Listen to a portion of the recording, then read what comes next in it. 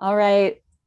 Welcome everyone again. My name is Michelle Raymond and I am the director of Clark Art Talks and Archer Gallery here at Clark College. I am so excited to open our first exhibition of 2022 with you all today. It is called Of a Setting Sun, and we have the two exhibiting artists, Katy Stone and Anna Fidler, here with us to give our art talks today. I'm super excited to have you all. Just a few things, a few announcements to get us started before we kind of get into the talks and talk a little bit about our programming. I wanted to just kind of talk a little bit about our next art talk, which is going to be next week, next Friday at noon. And that's going to be with Kerry Orvik, who is a fantastic photographer. She is coming in from San Francisco. And so we're going to be meeting here again on Zoom. And so check back on archergallery.space for that Zoom link.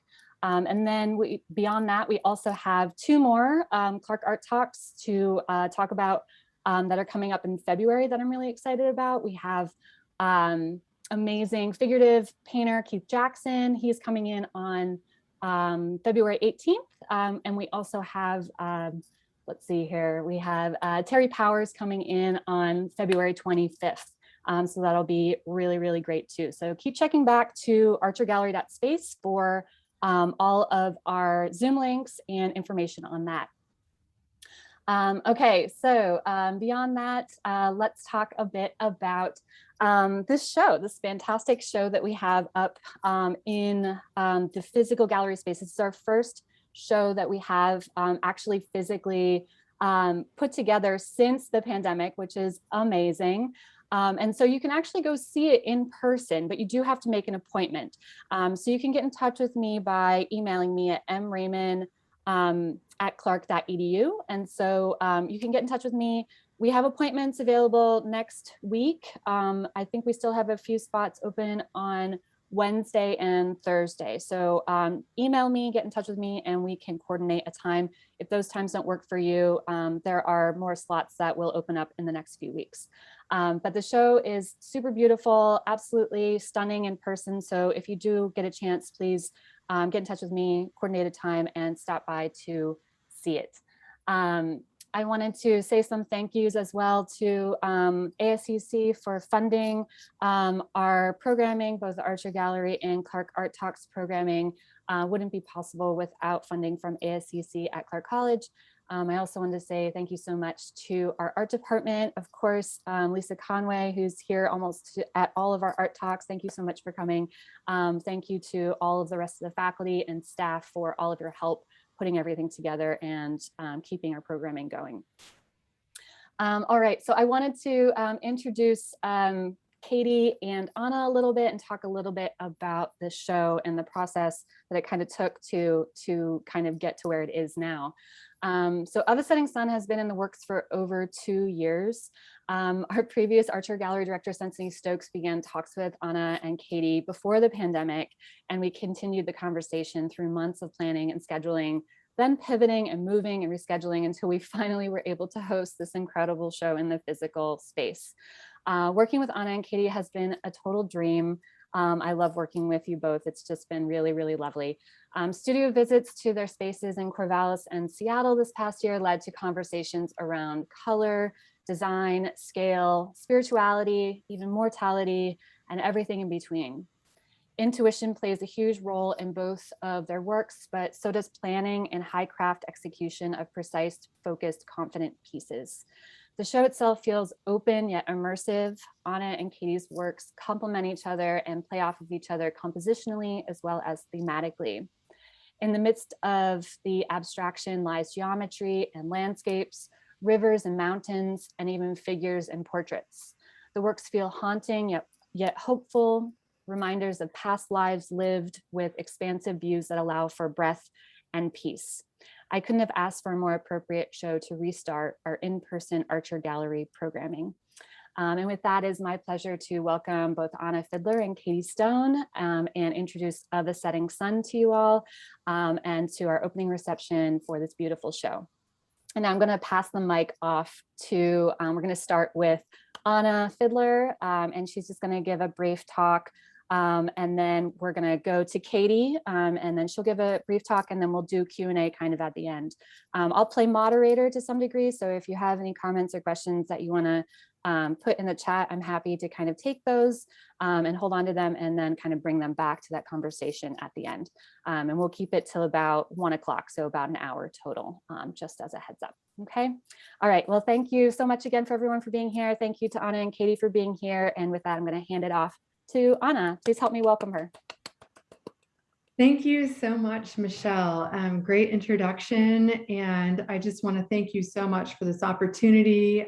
Like you said, it's been a couple of years in the making, and all of your hard work with studio visits and constant dialogue about the show has just been above and beyond in every way. So thank you, Michelle. Thank you. And Katy, it's such a treat again to show with you. Most of you might not know, but Katy and I have shown in the past together, and we'll probably talk about that a little later. So it's just a dream to continue showing with you, Katy.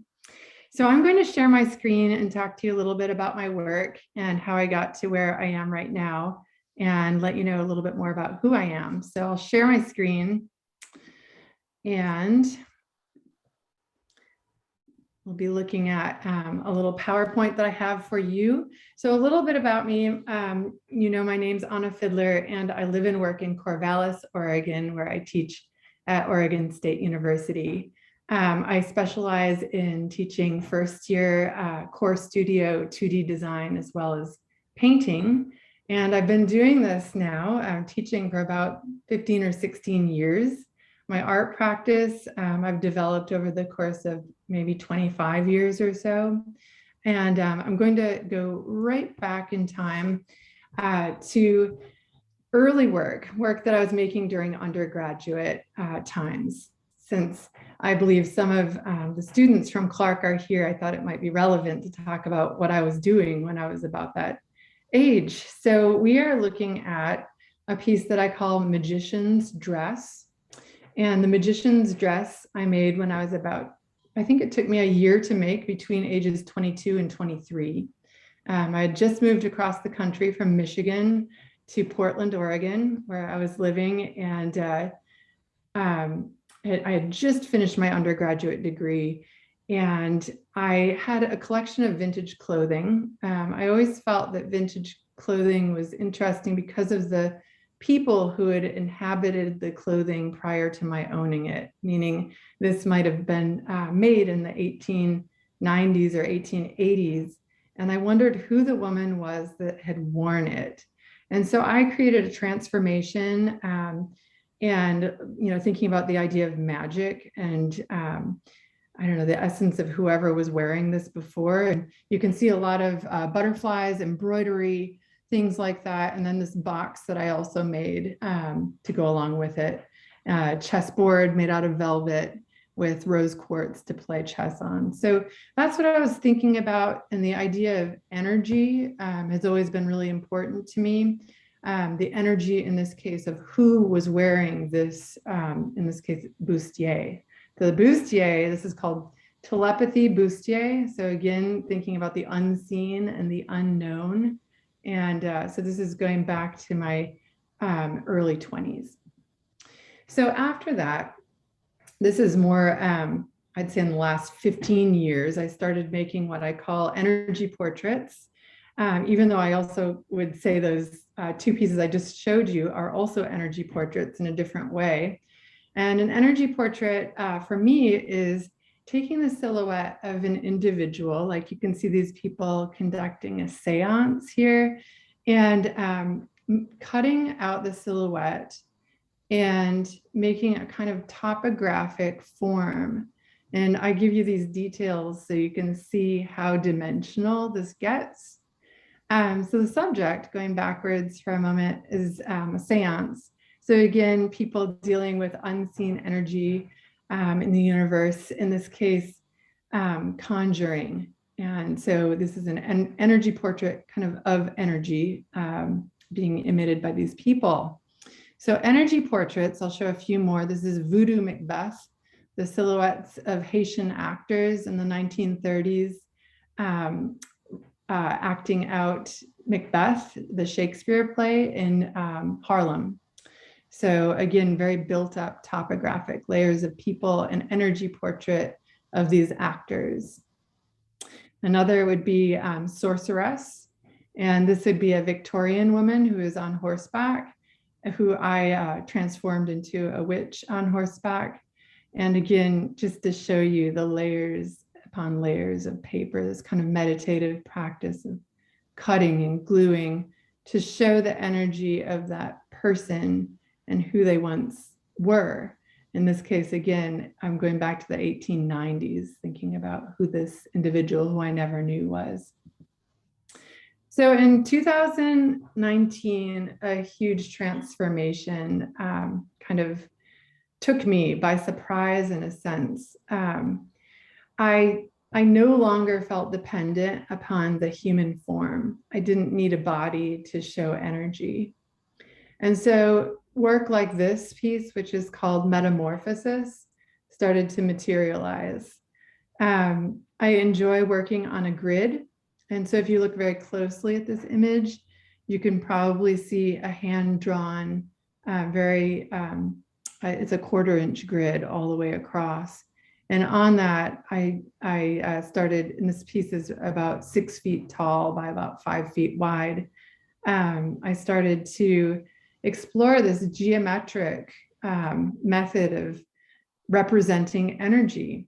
And this, I don't know, it hit me that I don't need a person to show energy anymore. And this is intuition kaleidoscope. I no longer was planning work. Instead, I was working with pure intuition without any pre-planned thought, color, shape. Everything was kind of being conducted through me. This piece right here is this very moment 200 years ago. And I include it because I was thinking about it 200 years ago would have been the time that Frankenstein was written by Mary Shelley.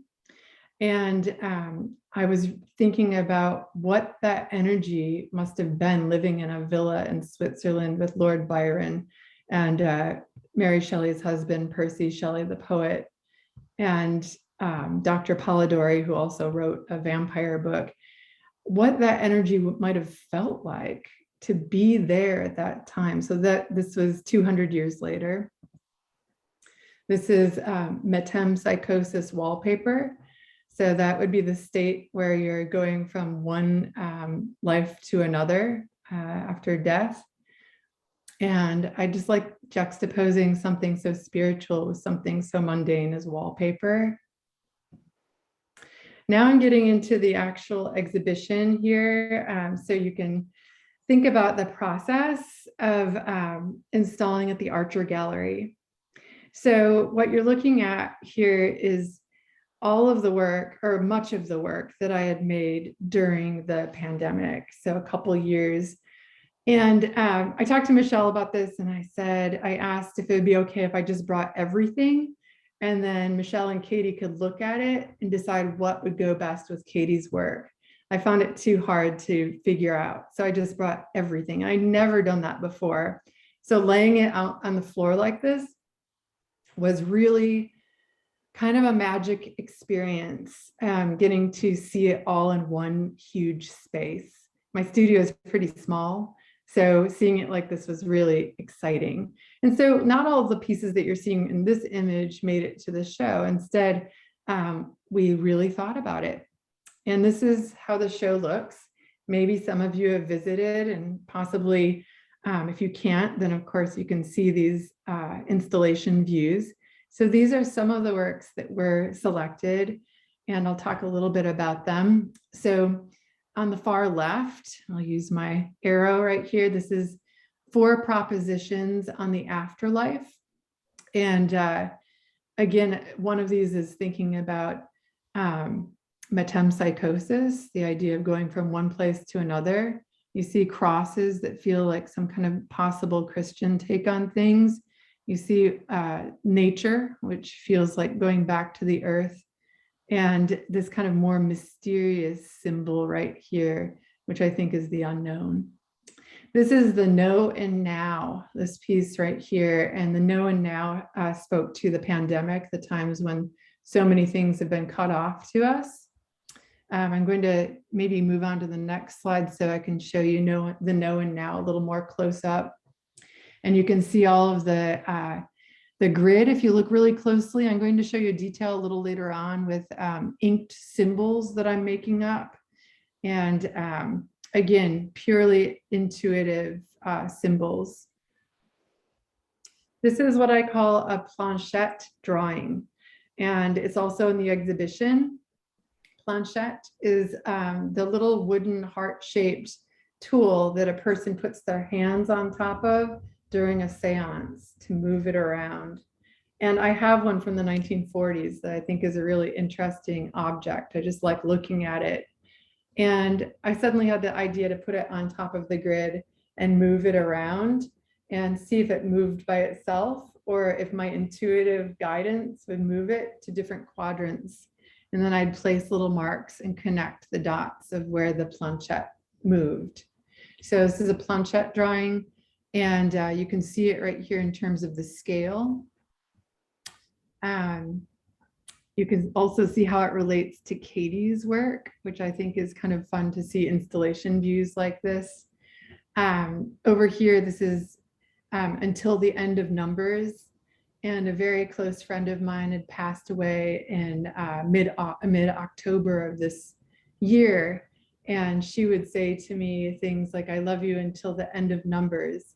And I thought, wow, what an incredible thing. And so I made this piece that really references kind of the Red Cross taking care of someone and the feeling of loss and moving through different times in your life. Here's another planchette drawing. So again, I placed my hands on that heart-shaped wooden planchette from the 40s and moved it across the grid. And what's interesting is it kind of stopped. Like usually my work gets much more complex, and this is much more simple. And so when it stopped, I just ended the process and ended the painting. So planchette drawing 2.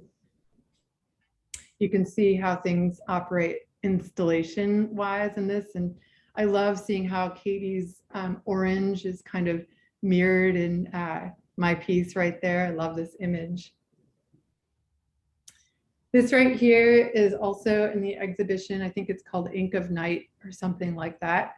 And I was using cutout stencils of paper, large paper again, and purely intuitive, thinking about what shapes were kind of emanating out of my hands, my mind, and then tracing them onto these huge grids and then inking them on. So I'm going to show, I think my last image is a detail, because I think a lot of the things that you've seen so far didn't show the details. And so you kind of miss out on a little part of the exhibition, which to me is important. What you can see in person is walking right up close to a work like this, and then suddenly seeing how it was made. That's what I always do as an artist, walking into an exhibition. I think, wow, this is incredible. How did they do it? And so I walk up closely, and this is ink, a very fine brush that I'm kind of brushing on calligraphically. And again, these are all symbols that I can't tell you what this says, but I feel that there's some kind of meaning there that, and maybe I'm acting a bit as a conduit to let you in on that. So I believe that is it for my presentation. And I'll look forward to, I think, the chat. There's probably some questions and so on, and I'm happy to answer those probably after Katy or now. I'm not sure. Michelle, what would you like? I think it's okay if you want to answer. It looks like Carol says, how do you make choices about color? I think that's fine to talk about now if you want to. Yeah, so let me just go back to an image that shows some color. It's funny, I have a new piece in my studio right now, and I always start with that grid. And so the grid is just sitting there. And then I get out my paint and I literally take the tubes of paint and I set them on the grid. So right now I have a tube of purple, a tube of like this golden yellow, a bronze, and they're just sitting on the grid. And the grid is pretty much empty. And I look at it for sometimes hours. And then I think, okay, is that color right? Okay, that is. And so then I start to actually draw on top with I have a huge compass and to spin arcs and that type of thing. And I have a huge 6-foot ruler. But the color, I literally let it sit on the grid and without actually painting. And then it either feels right or it doesn't. So that's how I begin with color. And then again, it's super intuitive after that, where it's placed is just kind of these split-second decisions. Thanks for the question. There's a couple other questions that I think you could probably answer pretty quickly. And one is, where did you go to college? And then another one is, what are the dimensions of the pieces?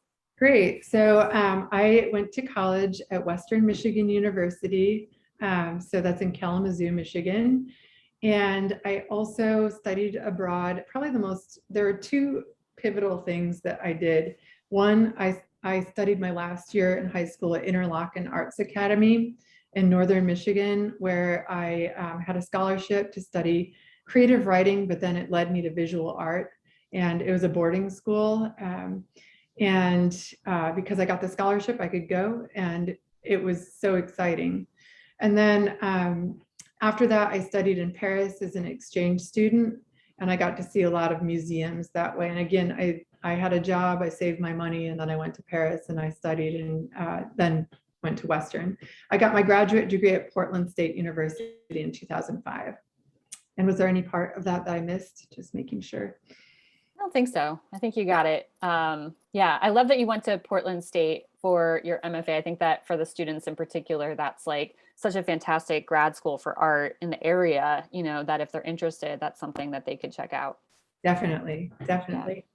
And then the last question, and then we'll move on to Katy, is just the dimensions of the pieces. Yeah, so it really depends. I mean, you can see right here, most of my dimensions are 68 by 58 that you're looking at right here. So that would be like a little over 5.5 feet. They're kind of human size in a sense, I think. They feel like, I don't know, almost a little bit bigger because you're looking at them elevated. But to me, in making them, I kind of intentionally make them about human size. Yeah, they feel so figurative to me. That's definitely what gravitated me towards them. I feel like is that they feel like bodies or portraits, really large portraits of people. So really cool. Yeah. Awesome. Thank you so much, Anna. That's amazing. Yeah. Thank you. Thank you. Yeah, cool. Awesome. Well, we'll move on to Katy. And Katy, I'm just going to pin you here. There you go. So I'm going to share screen here, and we're going to let's get that out of the way. So I'm going to just start out with a black screen. I didn't get my little name on there, but hello, it's so nice that you came today, and I'm Katy Stone. And just to give you a little background on my work, Anna and I are actually both from the Midwest, which is kind of maybe one of the reasons we have a strong connection too, but I'm from Iowa, and I got my undergraduate degree at Iowa State University, where I went as a freshman to major in graphic design. And after my first year of school, I realized that I was an artist and I didn't want to do design. So then I got my degree in drawing, painting, and printmaking. And then I moved to the Northwest in the early 90s to get my MFA at the University of Washington in painting. And so I am going to start out by showing you let's see here. Let's go. This is actually my very early paintings from when I was an undergraduate. It's probably over 30 years old, and I never thought that I would revisit this language again. This is a diptych, and it's they're 4 feet wide and 6 feet tall, and it's acrylic on canvas. But the thing that I have been really interested in over the arc of my work that I see now and understand is the idea of atmospheric light and capturing the feeling of time and space and distance and maybe things beyond words that are physical entities or spiritual presences. I've also really been interested in paper and material, and this is a painting earlier than that that's in smaller scale, but still the feeling of it is monumental. The space is mysterious. And this kind of veiling of light and space and changed when I got into graduate school, when I started actually making physical embodiments of those things, and I stopped painting on canvas and I started making work that was literally veiling space and light using very thin transparent paper and layering them. This is an image from around the year 2000 or 2001. And I got really interested in like the idea of an object instead of an image. And I also started to use, for the first time ever, what I called nameable imagery. So I came from abstraction, but I started to move toward imagery, and especially imagery from nature. And that interest in materiality also moved toward making works that were monumental in scale, like my early work, physically sort of resonant in terms of you would look at it and feel the presence of a large form.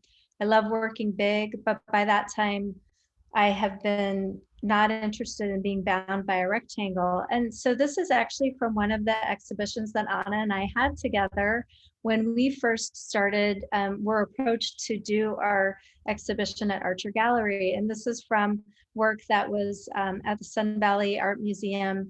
And it's called The Influence of Birchfield, because Charles Birchfield is a painter who from mid-20th century who's very interested in mysticism and nature and the energies of nature. So my work in this show was very object oriented, I would say. And you can see like it's distinguished as a fall and light rays and cloud forms, that when you also look at Charles Birchfield's work, you can directly see this kind of abstraction and use of form that's simplified, that these works are really nodding toward. You can kind of see the way that that fall is made of paper. It's really thin, but just so interestingly, as Anna's work was moving toward abstraction, my work was too. And after this exhibition was up, I sort of, you know, as you always do, like I've evaluated what I had made. And if I could go back again, I wish that I could have removed this part, because what I was really most interested in was these bands of color. And as the following year was 2019, I got an opportunity to do a residency at Bullseye Glass in Portland. And while I was doing that, it brought me back to this kind of early abstraction in my work and the enjoyment of like non-refinement and using forms that were just blunt and cut. And that was partly because I was just using glass fragments and experimenting with them. And so these are some of the examples. It really freed me up in my work because, you know, my other work, like the fall, is very demanding in terms of like cutting it out and the shape and the calculating of the forms. And there wasn't a lot of that kind of spontaneity. That's also always been really important in my process. So after this residency, I did another residency at Kansas City Art Institute, and it really freed me up. And my work got really direct and very geometric. So these are color fields that I spray painted on Duralar. And Duralar is a material I've used for 20 years that I found out embodies all the properties of things that I've been interested in, like light, transparency, tangible, like ephemerality. The shininess of it is really interesting. but I just, instead of cutting out or carefully painting on it, I just started like cutting it into rectangles that weren't even perfect and amassing them on the wall. And this form looks like kind of a willow tree, but it's also just about the geometry and the green and the movement.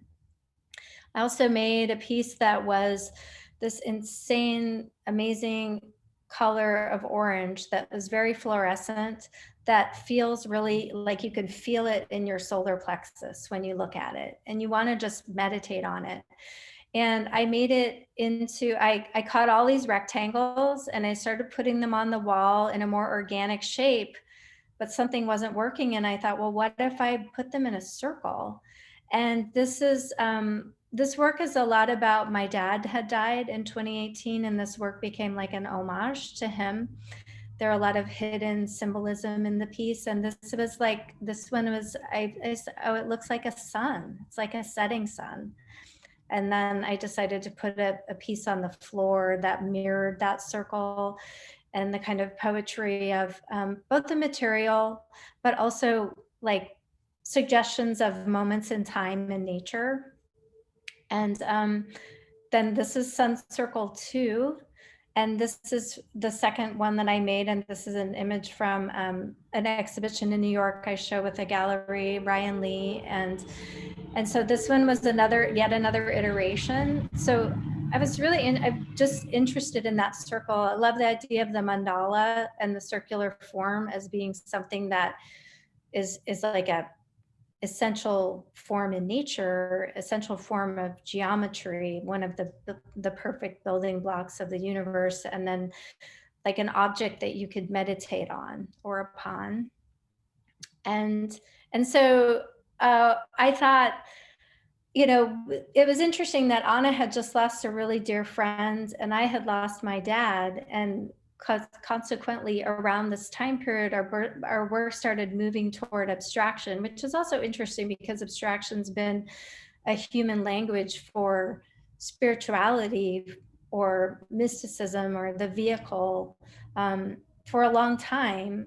Throughout many cultures, there are ways that abstraction is used to convey some of those feelings or emotions or, you know, places in the mind. So a sun seemed like a beautiful thing to do. So I thought I would show you, this is like, for scale, there's the drill. I start out by spray painting a big piece of Duralar and then cutting it up into strips and layering it.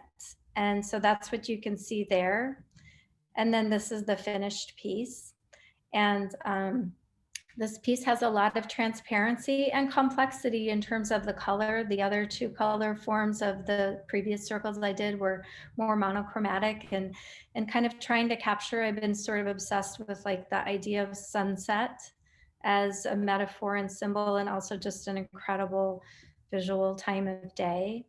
And then this is the same image that Anna showed. So I love this moment too, where you walk in and the first thing you see is this color that's connecting the work. And Anna's abstraction and her way of using shape really helped propel me toward using shapes that that were always happening in the work too, but just sort of I can bounce even more off. And the other major piece in this show is a triangular form, which I've used triangles a lot too in my work, but I really pushed it as a response to Anna's crisp, clean geometries.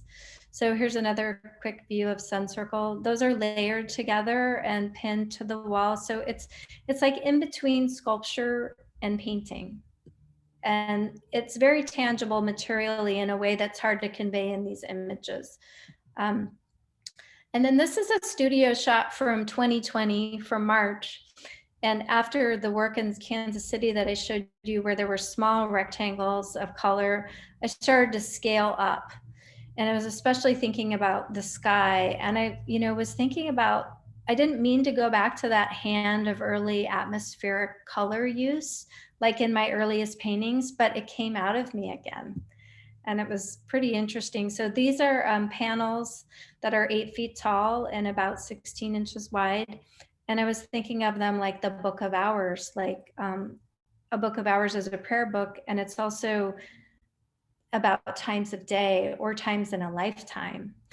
And then after doing that, I started working on this show, and suddenly this idea of like a valley, using the negative space of the wall and a really strong triangular form, and how that creates this really interesting suggestion of a space in nature, a place, and also just like the idea of valley, symbolically or metaphorically. What's a valley?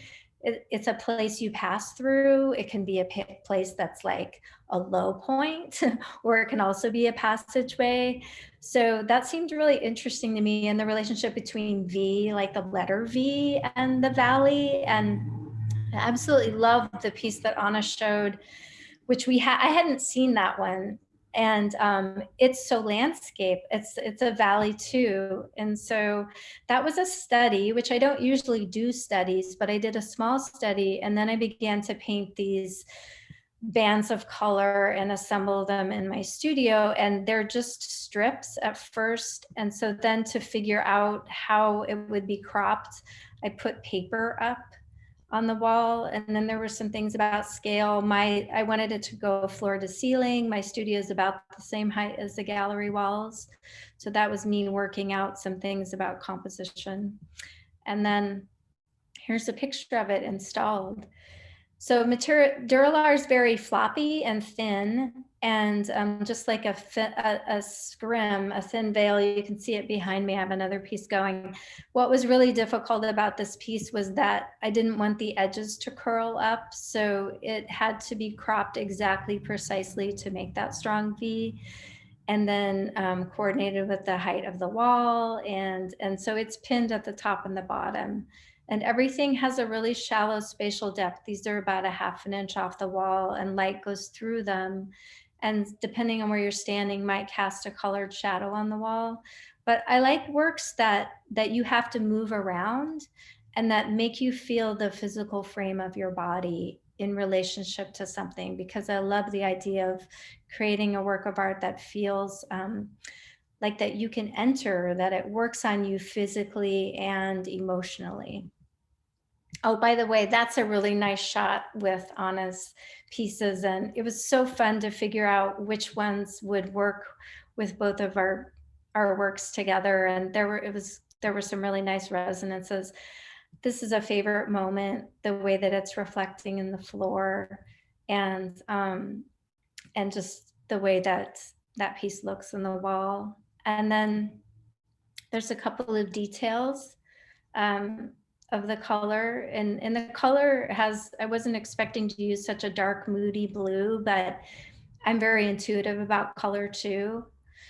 And I thought I'd show you this piece. This is like a quick snapshot of my studio, and my process really comes out of generating a lot of material, and then I work from it like a raw material. So I kind of use the same process for working big as working small. Generate a lot of painting on Duralar, using acrylic or spray paint, cutting it out, and then sort of letting it fall together by chance. And that's how a lot of these small works emerged. So I had made a lot of smaller pieces that came in a collage way together. And then I brought a lot of them, and we didn't quite know what we were going to do or how they would come together on the wall, but this little grouping emerged. So these are also very abstracted for me, and really working with both that relationship of geometry and space, and then suggestion of landscape, and some interesting, weird, like this one's a very strange eye looking form. It looks kind of like an eye, and it's a bit of an homage to Agnes Pelton, who was a painter who lived in the desert of Southern California in the 20s and 30s. And a lot of that work shared the concern of like nature and mysticism and spirituality and light and form. And so this is a detail. So I'm kind of taking you through, trying to zoom you in so you can see we're getting a little closer. And then this is an image on the right, which is an even more close up. So that's some transparent mylar that's been metallized with shiny mirror-like surface. Then I sand it so that it comes off. This is a spray painted piece of Duralar, and this is a piece of poly paper that I painted on, and that just kind of also came together. And then there's the homage, the desert eye. And Anna and I have talked a lot about how the eye is a recurring symbol for both of us in a very hidden way in our work. Like, and I love the idea of the third eye and the all-seeing eye, and the idea of like the eye as the doorway to the soul, or the way that you take in knowledge in the world. So I don't know, and it's just fun to make a weird eyeball too, you know. And then this is the last, there's a little side view, and all my work kind of floats, and that floatiness is really important. And then this is the last image, which just gives you a little vantage point of looking toward the valley in the gallery. And that's the end of my talk. Awesome. Fantastic. Thanks so much, Katy. Amazing.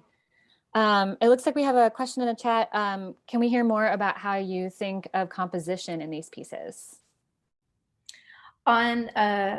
On these large scale works, sometimes like the composition just comes to me in terms of like the form itself.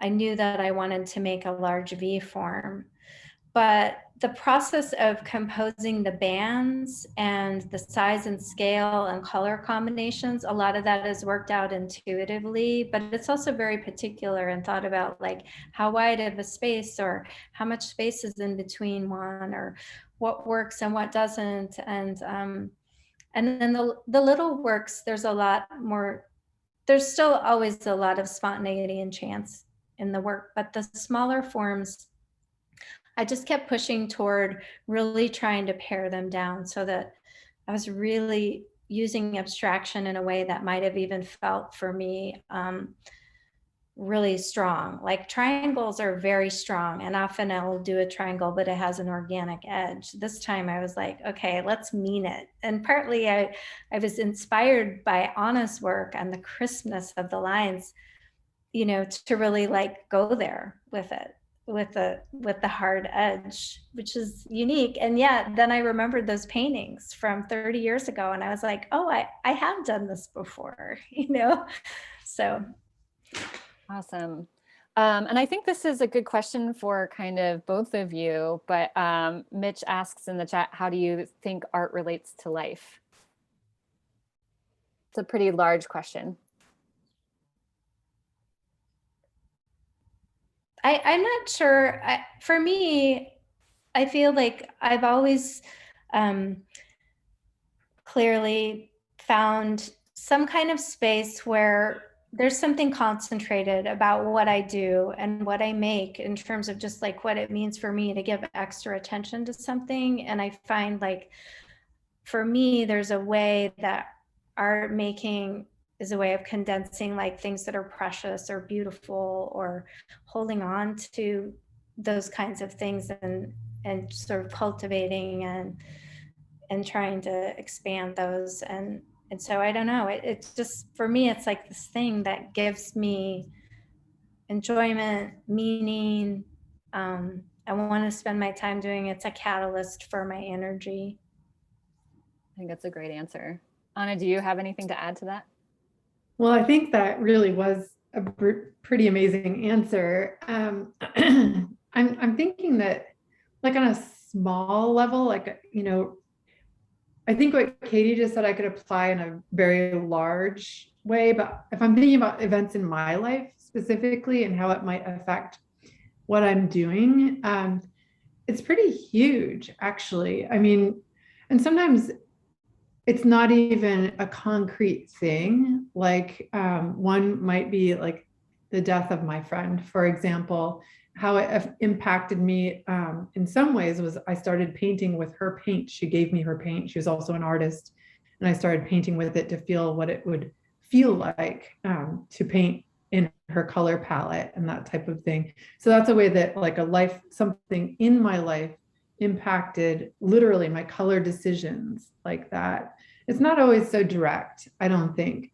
Other times when I say the idea of premonitions, I feel like prior to the pandemic, Katie and I have talked about this a little bit, like there's this underlying feel that something huge was going to happen. And for me, it materialized in this geometric abstraction and kind of pulling shapes out of dark forms and things like that. So to me, again, intuition can impact, and then something more concrete, like something that really does happen in your life can impact the way that you do something. Yeah, I think that's great and right on. Yeah, does anybody else have any questions? Anything that you want to ask either of our artists or both? Looks like Chris asks, how long have you both been making art? Forever, probably, is the answer, right?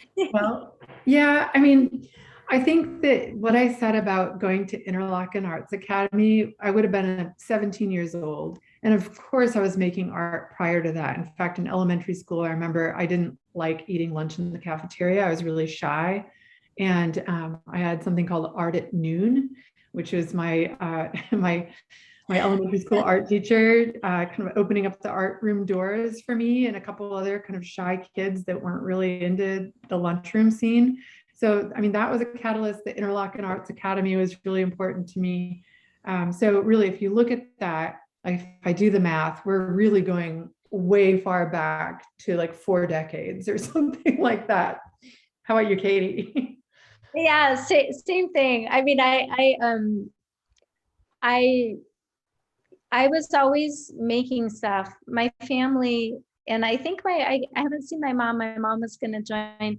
My mom and dad always like recognized that I was good at art and that there was something special about creativity, and they really acknowledged that and kind of encouraged it. So when I was in high school, I really kind of spent a lot of time in the basement. I had a little studio down there. So I was just like always working, you know, and I've always just been like a little studio hermit. Like that's what I like to do. And so I, you know, spent hours and hours and hours in the studio making stuff. Just kind of always have.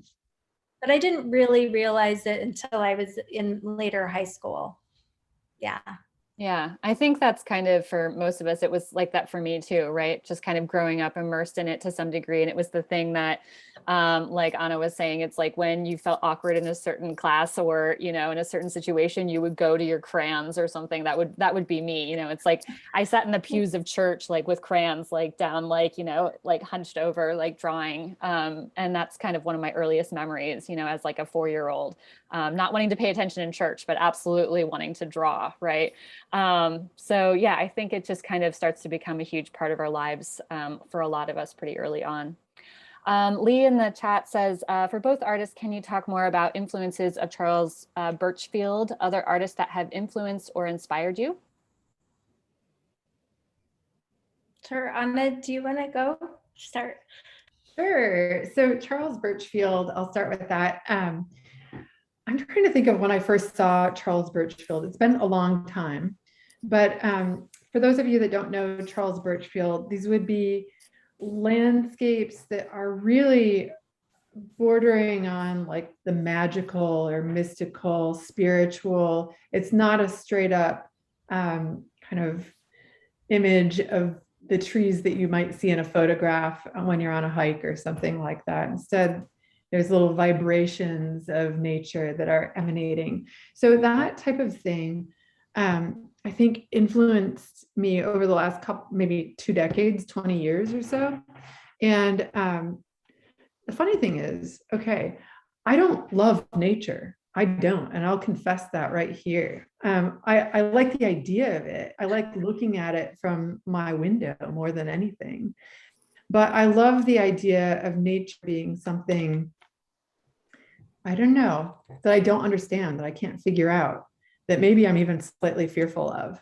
And Birchfield loved nature, loved painting outside, being there in the pouring rain, like just, that's not me, but I love the idea of that. So that's Birchfield. Other artists that I like a lot of self-taught artists. I really, meaning, I don't know, artists that maybe had other careers and then they've kind of discovered this thing that came out of them in terms of artwork. An example of that would be Eugene von Brunchenheim, a great long name of someone that worked as a baker in Wisconsin by day, but made these really elaborate chicken bone sculptures, look like skyscrapers kind of, but made of chicken bones. Painter as well. I like Emma Kuntz. That's a direct influence. Anyone that likes the kind of geometric forms and spirituality. Emma Kuntz never said that she was an artist. She thought of herself as a healer instead. So she felt that the paintings or the drawings that she was making were actually made to heal people with medical conditions. I think that's really interesting. So those are some of my people I look at.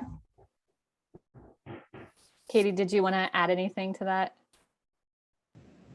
Yeah, I have been really it's my Charles Birchfield was really an influence for me much later, like because it was pictorial and it was representative, and I wasn't interested in representation for a long time. So I was looking at like the abstract expressionists, and particularly what was known as the abstract sublime, like painters like Mark Rothko and Joan Mitchell and Pat Steer later, and sculptors like Eva Hesse or Nancy Sparrow. Those are artists that use materiality, and Jessica Stockholder, a sculptor. So those kind of artists, Richard Tuttle, they're all artists that use material and abstraction to kind of create presences that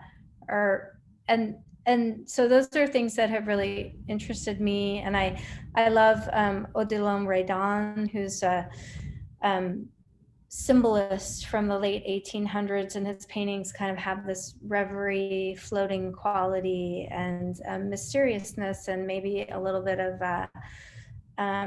nostalgia or melancholy in that work, and like early 20th century abstraction and theosophy, which was like the idea of the forms of nature and the natural world as being universal presences, and so those are artists that have influenced me. That's a pretty long list, I guess, right there. I think that's fantastic. Awesome. I think Gabe has a question he wants to ask out loud, so go for it, Gabe. I've got a question for both of you. I love when artists work with an intuition, because it always feels as if they're kind of like leaving notes for themselves for the future. And especially when they do so in a series, they're able to kind of see the development of their intuition. So I'm very curious about, like, now that the work is up and you can kind of like see and almost like catalog how that had developed. Can you discuss somewhat what was revealed and what new questions have developed out of that? That's a great question. Yeah. Either of you want to start? Let's see, I'm thinking about it. And I think maybe I can try that. As I said, I brought all of the work that I made for 2 years into the Archer Gallery. That in itself was a huge learning curve. It, like, looking at it together and being a bit overwhelmed and not really understanding what to do, and then being able to give it to Michelle and Katie and say, figure that out. Seeing it on the wall is a whole other thing, I think. So seeing it on the floor when it's not hung is different than seeing it up and kind of, and it's like kind of hung perfectly, and you know that. So here's what I tend to do: exhibition after exhibition, not just this one.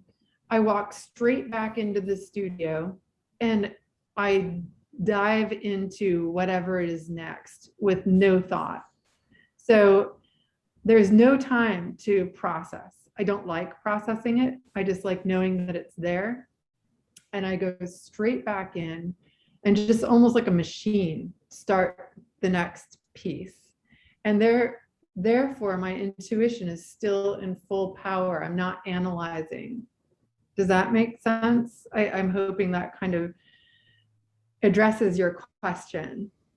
Yeah, I think that's great. Yeah, I would chime into that, which is, I think that's a really interesting question. And I think that there's this thing, at least that I'm interested in, which is the idea that somehow I'm a conduit for something. And somehow, like, I make this stuff, and sometimes I don't even know why I make it. And sometimes I don't even quite like what I make. But it's like, I can't help it. It's what comes out of me. And there's other art that I wish I could make, but I don't, like, because that's not what comes out of me. So the intuition part is a little bit about letting what's in you come out, and then also having a kind of humbleness to know, like, maybe I don't always need to know, or maybe, you know, like figuring out the place between intentionality and then, like, sometimes that comes along with being an artist in an educational system is that you're always asked to explain.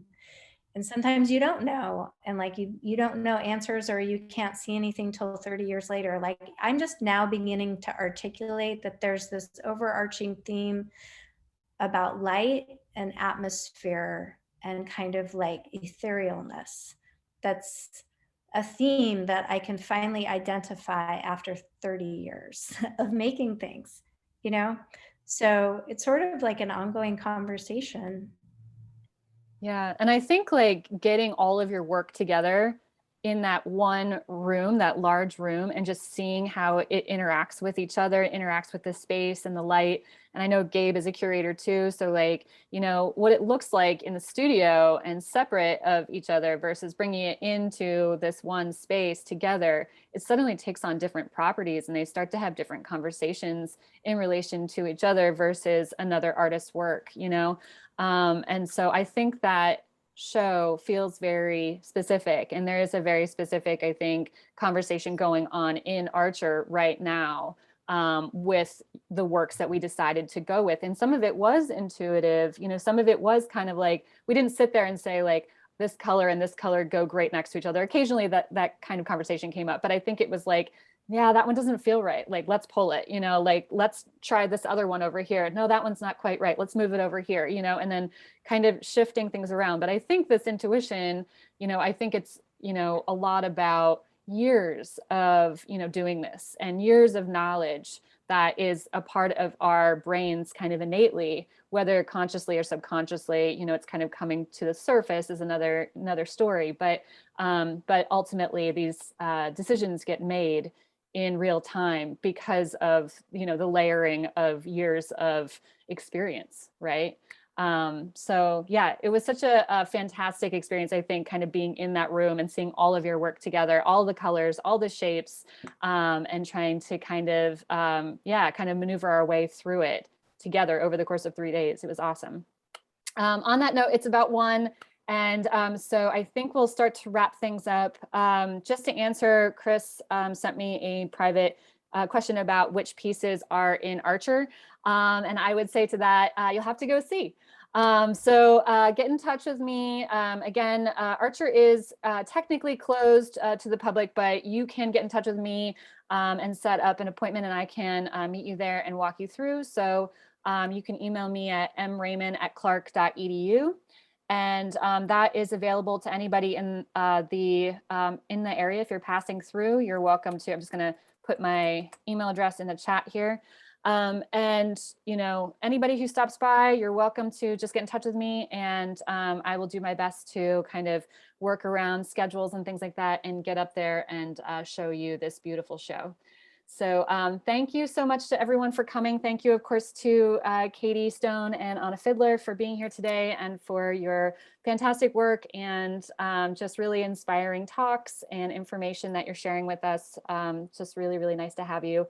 For everyone else, thank you so much for coming, and check back on our website, archergallery.space, for more information on this show, future shows, past art talks, future art talks. Remember, next Friday, we'll have Kerry Orvik here from San Francisco, great photographer.